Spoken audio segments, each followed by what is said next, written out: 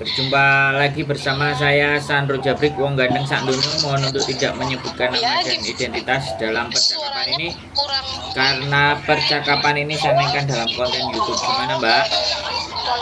Iya.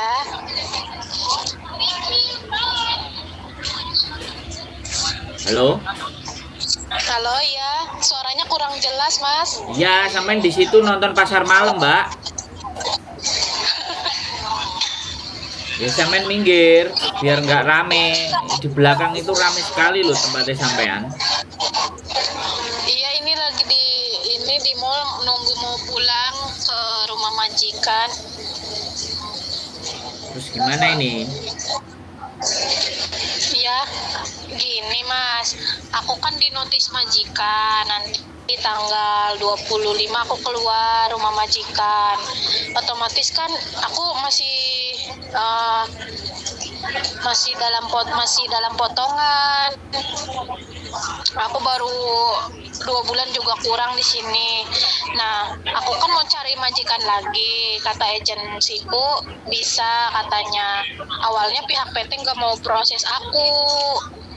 prosesin aku lagi, katanya suruh aku bayar ganti rugi, sama keluarga juga bilangnya gitu. Neror keluarga aku, suruh ganti rugi biaya aku ke PT. Nah kan aku pasporku BAP, tapi aku nggak dapet uang PIT. Tapi disitunya tertera untuk kepentingan pribadiku dan keluarga. Lah, aku kan nggak dapat uang PIT kata aku. Nah terus pihak PT bilang gini, itu sih paspor apa katanya. Potonganku 8 bulan jadi kali 3.000.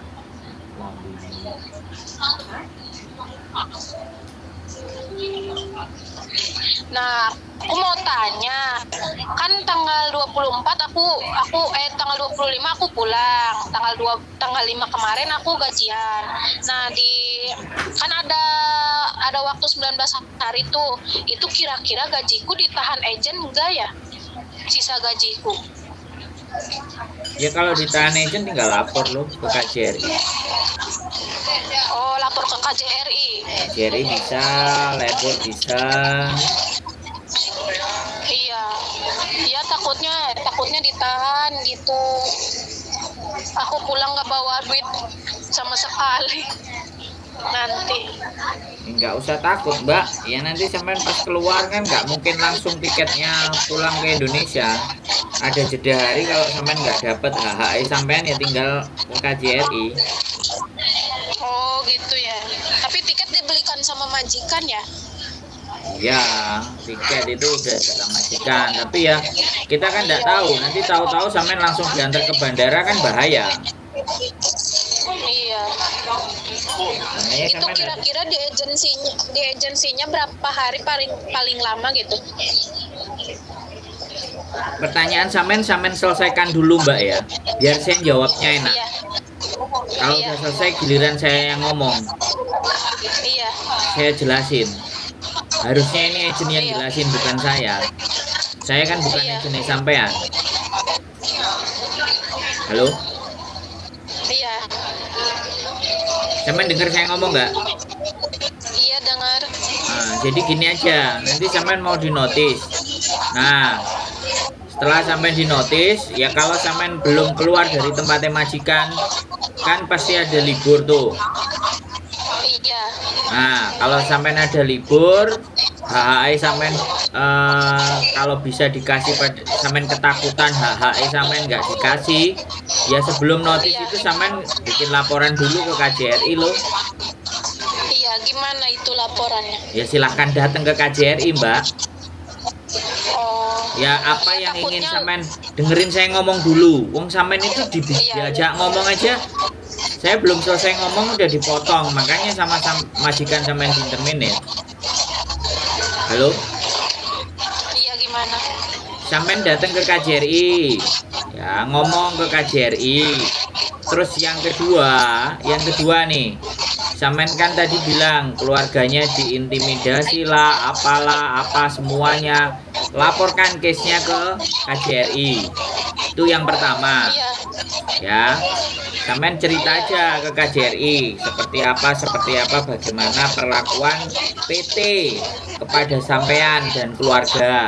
Sampean laporkan satu. Terus yang kedua, sekali lagi yang kedua nih, sampean bikin pengaduan ke BP2MI. Cari nomor aduan BP2MI.